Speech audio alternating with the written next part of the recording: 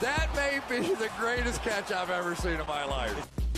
Okay, we're going to go through and get our weekly Dynasty Q&A session going. And of course, thank you so much for everybody who submitted their questions. We got a ton of questions over there on Patreon. I'm sorry we're not doing this as a live stream. I figured it'd be a little bit better. I mean, if we did this just as a video, that way Thomas could go and improve the video by editing it and such. But of course, if you want to go and join our next Dynasty Q&A session, and if you want to just join a really cool Dynasty community, I mean, you can go do that with the links down there to the description of the video to Patreon. Over there on Patreon, not only will you be able to join an awesome community of Dynasty players, but you'll get access to my Dynasty rankings, my Dynasty rookie rankings. You can get in Dynasty leagues with us. I mean, you can get an in-depth podcast breaking down your Dynasty team when you join. There's a ton of stuff going on over there. And I think that should be it. Go down there, drop a like, leave a comment with any questions that you have, and I'll try to get to everyone I can. No promises, but I'll try to answer some questions down there in the comment section. Subscribe to the channel, even though I know everybody's subscribed already. Let's get into it, and let's get to the first question coming out from JCLW. And this is, how are we valuing Jerry Jeudy and Chris Godwin into next season? And I just made an in-depth video breaking down Jerry Jeudy, so I'm going to overlook that particular player. And I mean, I know that when you asked this question, that video hadn't come out, but I mean, now it has. Now, if we're looking at Chris Godwin, on the other hand, this is a player that, I mean, of course, y'all know our infamous call back in 2019 when we just whiffed on Chris Godwin so poorly, when everybody loved him. He was everyone's favorite breakout player. We were saying, let's stop the hype. And then, of course, he broke out all over the place, and we just looked like one of the dumbest people on the planet. But now, I mean, Chris Godwin, he's been one of my guys. I mean, maybe it's that I moved to Tampa this last offseason, but we love Chris Godwin coming into this season because you looked at every single box, Chris Godwin had it. I mean, this is a player that had the traditional trajectory for that elite breakout in 2019 in his third season. Not only that, but at the same time, he's incredibly young. Coming out of Penn State, he was actually drafted close to 20 years old. So right now, if you look at Chris Godwin, he hasn't even turned 26. Now, he'll turn 26 this offseason, but he still has his entire prime ahead of him. Now, what I'm a little bit concerned with Chris Godwin is the situation going into this next season. Of course, not only is he a free agent, but he's coming off the franchise tag. So I'd be very surprised if the team is going to go out there and franchise tag him yet again, especially considering the devastating injury that he suffered at the very end of the season. Now, if that just torn knee happened at the beginning of the year, I'd be fine with it. Like we've said so many times before, not worried about J.K. Dobbins and the slightest, because when those injuries occur so early on in the season, you're going to get 9-12 months to rehab, no question. Well, I believe Chris Godwin went down, it was like week 15, week 16, somewhere along those lines. And that's just devastating, because if you look at a 9-month timetable, I mean, Chris Godwin's not getting back until, I mean, week 3 of next NFL season. And that's, I mean, really what you're looking for those torn ACLs, for those torn knees, is you want to give that player at least 9 months to make it back. So with Chris Godwin, whatever situation he's going to be in this offseason, he is not going to be able to participate in training camp, probably not going to be able to participate in the NFL preseason. So I think the best case scenario, if you are a Chris Godwin owner at this point, is he stays in Tampa. And I actually really like the idea of him staying in Tampa. Of course, Tom Brady's going to be 45 years. I think at this point we can't say anything bad about Tom Brady. I think if we came out here and said, oh, Tom Brady's going to take, I'm just going to look like an idiot, as we've done so many times before. What's good with this situation is Antonio Brown is gone. So that's going to really condense the targets in this offense down to the combination of Mike Evans and Chris Godwin if he stays. And with Chris Godwin, the younger wide receiver, turning 26, I'd imagine that he continues to lead this team in targets, which is why we preferred him over Mike Evans coming into the season, although you did have Mike Evans with a higher redraft ADP. So I actually like the idea of going out there and buying low on Chris Godwin. However, what we find, and this is something I did not pay attention to, I mean, a long time ago, but what you find usually with these wide receivers that got injured at the very end of the year, whether it's wide receiver, whether it's a running back, is there's actually going to be a price that we want to target right before the season starts, because that's going to be the time period where everybody's talking about Michael Gallup not being ready, Chris Godwin not being ready based on their injuries being so late last season. So I would actually be holding Chris Godwin now if you have him, with the hopes that he returns to Tampa, which I would assume that he does based on the fact that this team has a very short window with Tom Brady. They just lost Antonio Brown. And with Chris Godwin, I'd imagine that another team is going to be a little less willing to go out there and try to pursue him in free agency. So I'd imagine Godwin returns to Tampa. And if that's the case, with a condensed target tree of only him and Mike Evans on the roster, of course, Rob Gronkowski as well. Really like the idea of going out there and buying low on Chris Godwin. Now, our next question coming out from Grant says, is an 8-team league too small? Yes, it is. To simply state it, it's way too small. I'm going to go through and I'm going to combine this with another question that we got from Dominic. Says, how does being in an 8-team Superflex PPR change your rankings? Think about this. If you are in an 8-team Superflex league, every team can have 4 starting quarterbacks. So when you go into your rookie drafts and Matt Corral's on the board, who the hell's taking him? Who needs him? Nobody does. So if you're playing in an 8-team format, if you want to try to fix things and make it not too small, what you need to do is you need to make it start 2 quarterbacks mandatory and add a Superflex spot. That's what's going to balance out the quarterback value. You need to make it where you also have to start 3 running backs minimum. You have to start, probably call it 4 wide receivers minimum. Add a crap ton of flex spots. You have to start 2 tight ends. An 8-team league is too small unless you drastically change the starting lineup requirements. And that's what you kind of have to do. I've seen some teams over there on Patreon when we break them down with those podcasts where they get sent over to me and they have those exact same settings. And I'm like, thank God that you actually went through and made it this way. And now our next question coming out from Ray says, thoughts on Damien Harris, 2nd in touchdowns, 10th in yards this year, and yet people still seem to be down on him. I think this is a fantastic question because I love the way that you framed it. So yes, Damien Harris, 2nd in touchdowns. I believe this is probably rushing touchdowns, what you're referencing. So that is fantastic. And I think we can all agree that if Damien Harris is getting to the NFL 2nd in touchdowns, he's right there with those guys at the very top, like Jonathan Taylor.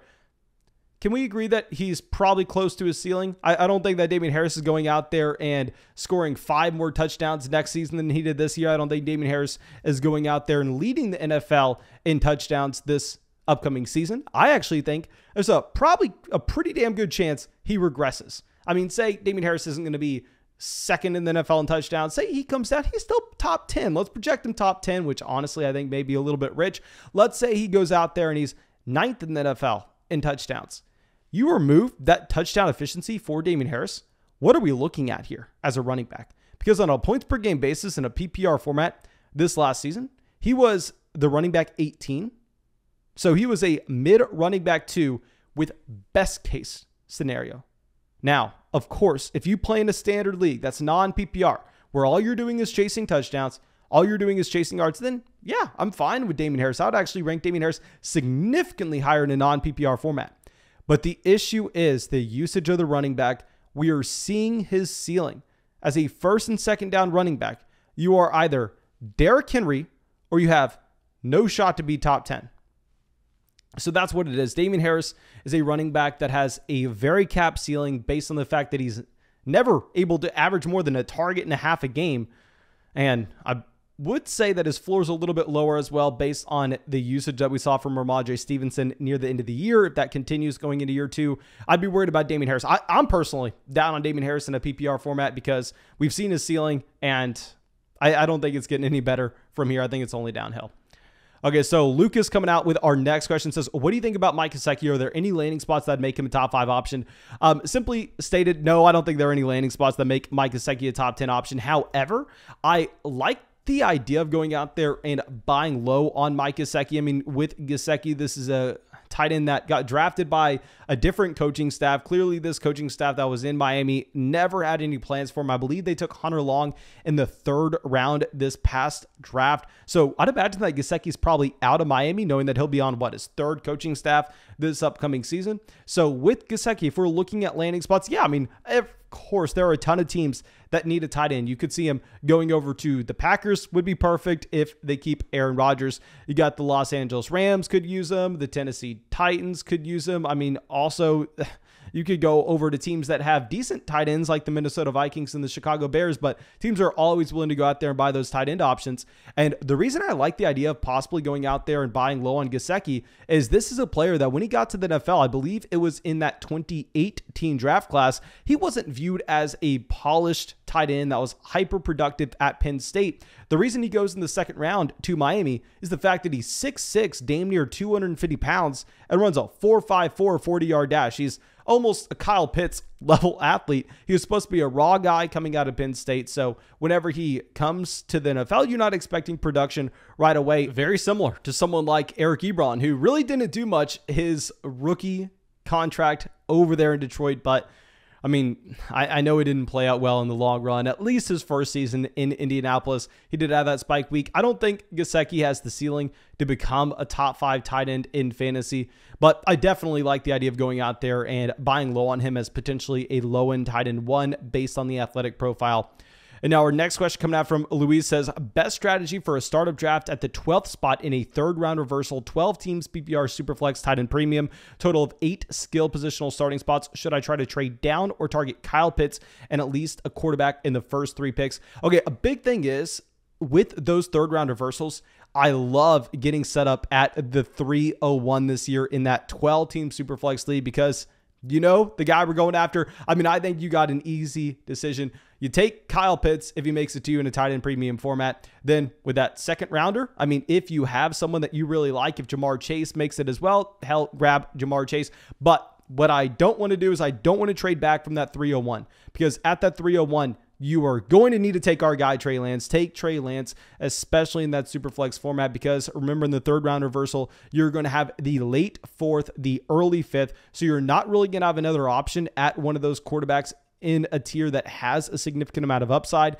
You're then probably going to have to hold out if you pass on a quarterback within the first 3 rounds for someone like Ryan Tannehill later on. I mean, if I just run over to my Twitter real quick to pull up the last mock draft board that we got, I mean, really, you're not getting quarterbacks off the board in those middle rounds. You have the elite tier guys that have completely separated themselves. You got guys like Josh Allen, Mahomes, Justin Herbert, Kyler Murray, Joe Burrow, Lamar Jackson going in the first. But once you get past, I mean, the middle of the third round, there's really nobody going off the board in the 4th. Because keep in mind, you're going to be picking at the 4-5 turn here. So if we're looking at that, starting at the 4-5 turn in this mock draft, you had Rodgers going at the 412. Then the next best quarterback that you had off the board, Tom Brady at the 601. You got Tua at the 603. Mac Jones at the 607. I honestly would be avoiding that tier just to get Tannehill. We took Tannehill in this mock draft down there at the 804. So I would say if you were drafting in that third round reversal and you were picking at the 112,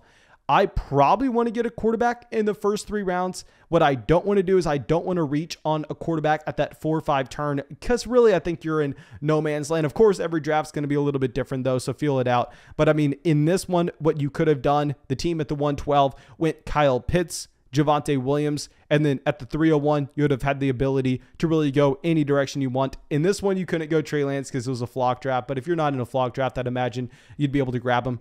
And now Thomas coming out with our next question says, with the playoff that he had, how high are you on with Joe Burrow? And on the other hand, how low are we with Kyler Murray? One thing that people really have an issue with is overrating the small sample sizes. Now, yes, of course, you love to see this Joey Burrow breakout at the end of the season. And real quick, let me flex on everyone. Remind y'all that I got to see Joe Burrow, Justin Jefferson, Jamar Chase, Clyde Edwards-Helaire all playing the same offense in college. They put a beat down on my Texas Longhorns. But nonetheless, I mean, I want to root for the guy, Joe Burrow. Everybody wants to root for him. He's probably one of the most likable players in football. However, I don't want to be overreacting here because, I mean, there are a couple things. If you look at how often Joe Burrow has been sacked through the first 2 years of his NFL career, it is very similar to Andrew Luck. Very, very similar. Now, of course, that's just a small portion of it, but I want to be slightly concerned on the hits that Joe Burrow is taking, because of course everybody wants to focus in on the hits that you have for someone like Lamar Jackson, who's running the ball over and over and over again. Well, getting sacked and getting hit in your back and just smacked down on the ground, it's a little bit more serious, in my opinion, than the Lamar Jackson dancing and probably just getting pushed out of the sideline. So Joe Burrow is taking a beating down there. And honestly, more importantly, he just simply doesn't have the rushing upside. I mean, if you're looking at 2021, it's a quarterback that had 118 rushing yards. So if you're not getting that 400 mark, I mean, let's compare this to someone like Justin Herbert, who also is in that same draft class. Of course, these are going to be two quarterbacks that are always compared to each other. Justin Herbert, just with the rushing upside alone, I mean, is picking you up just, I mean, some free statistics. I know it's not, I mean, something we want to be focusing too much in on, but Justin Herbert has an additional 200 rushing yards compared to Joe Burrow this season. Now, if we do some simple math, and I know people are not really going to like hearing us talk about this, but I just want to illustrate how hard it's going to be for Joe Burrow. If he's not able to get to that 300 marks rushing, that's going to be a difference in 20 points. And if we convert that over to what we'll have in terms of passing yardage, what my computer isn't working, 20 times 25, is that 500? Yeah, I'd imagine that's close to 500. Please don't make fun of me if that is inaccurate, but that's like an additional 400, 500 passing yards there. And just seeing that Burrow doesn't have that in his bag every single season like a player like Justin Herbert will, I'm going to be a little hesitant in a 4-point passing touchdown format to all of a sudden go out there and call him some elite level option. Like if we're looking at where he goes in our last mock draft, he goes at the 106, which I'm fine with, but I think he still has to be below the tier of Josh Allen, Patrick Mahomes, and Justin Herbert. And on the other hand, with Kyler Murray, this is a quarterback I'm willing to buy low on. You get the injury to DeAndre Hopkins this season. With DeAndre Hopkins, this is a wide receiver that's historically never dealing with injuries. With Kyler Murray, on the other hand, you have seen that rushing upside for a 4-point passing touchdown format, especially in the rushing touchdown category. I know this is boring for me to talk about. I mean, if we want to have a different conversation about real life NFL value, yes, of course, if you were an NFL general manager at this point, you would prefer having Joe Burrow over someone like Kyler Murray. However, if we are looking at what Kyler's giving you in fantasy, this is a quarterback that this past year did take a step back with his rushing, but even with a massive step back, primarily due to the injury he suffered, clearly limiting his mobility, he fell from 800 yards rushing a season ago to 420. So let's say that he's going to be able to meet himself somewhere in the middle between the two. I mean, let's go back to his rookie year where he averaged, he had about 550 rushing yards, and he's averaged about 7 rushing touchdowns a year so far his NFL career. I mean, if we're just saying that he's going to have 55 points from rushing yards, and then he's also going to throw on an additional 35 from rushing touchdowns, that's 90 points just being picked up on the ground. And if we convert that over to what you are getting in terms of passing yards, that's like giving Kyler Murray an additional 2,200 passing yards compared to Joe Burrow every single season.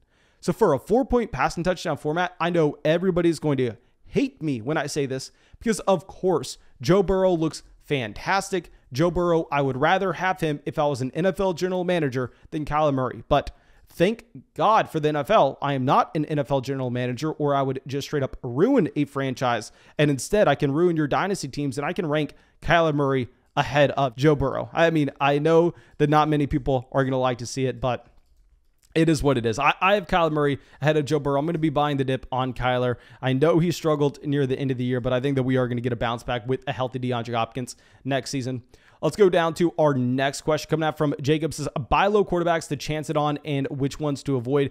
Guys like Goff, Baker, Darnold, for example. One buy low player that I actually like to go out there and target, and it's a little bit risky because if you're looking at where they pick in this year's NFL draft, it's pretty damn high. They got a couple picks as well. The New York Giants. Now, the reason I'm actually going to be going out there and possibly trying to buy low on Daniel Jones, A, you've had the general manager, which I know doesn't mean anything. They lied to us all the time, going out there saying Daniel Jones is still their guy.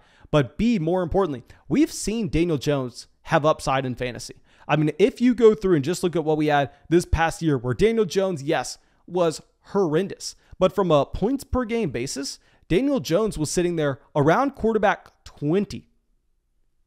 Like, if you're looking at that, that's a startable quarterback in a super flex format. However, if you're looking at Baker Mayfield's down there as the quarterback 31. And I hate to just continue to go back to this conversation, but why is this? Why is Daniel Jones, who's not much better than Baker, going out there and crushing him like that? It's because he had 300 rushing yards through 11 weeks. This is a quarterback that was on pace for over 400, about 500 rushing yards this past season. It's just cheap, free fantasy points. Cheap, free fantasy points. I'm taking them with Daniel Jones. I think that also this is a team that, has to have better injury luck this upcoming season. Getting back Golladay. Shepard was out for the majority of the year. Also, Saquon Barkley, of course, with his own injuries. I'm actually going to be buying a little bit low on Daniel Jones.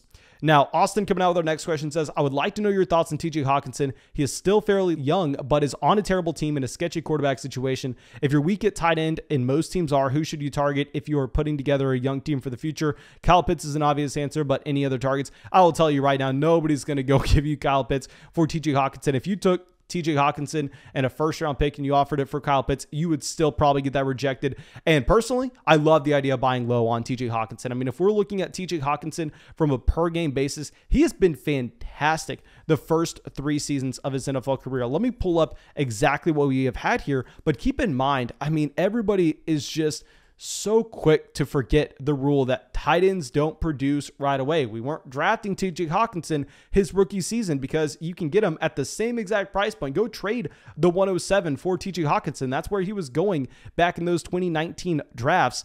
And he's been fantastic. If you're looking at, a receiving yards per game mark here, he goes from 30 his rookie season to 45 his second year. Now bumping that up to 49. And I know that, that doesn't look like a massive jump, but keep in mind, he went from Matthew Stafford as his quarterback to Jared Goff, and he was still able to improve on a per game basis while dealing with injuries in 2021.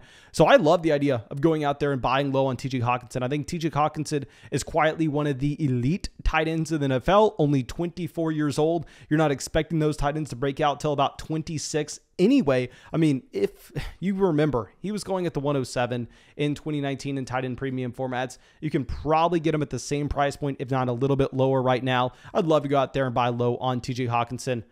And I think that should be it for this Patreon Q&A session. We'll definitely get a lot more questions answered. The next one we're going to do these every single week. Please go down there, drop a like on this video, subscribe to the channel, leave a comment with whatever questions you have. I will try to get to as many as possible. And also, if you want to join an awesome community of Dynasty players, make sure you go down to the description of the video, find our Dynasty rankings.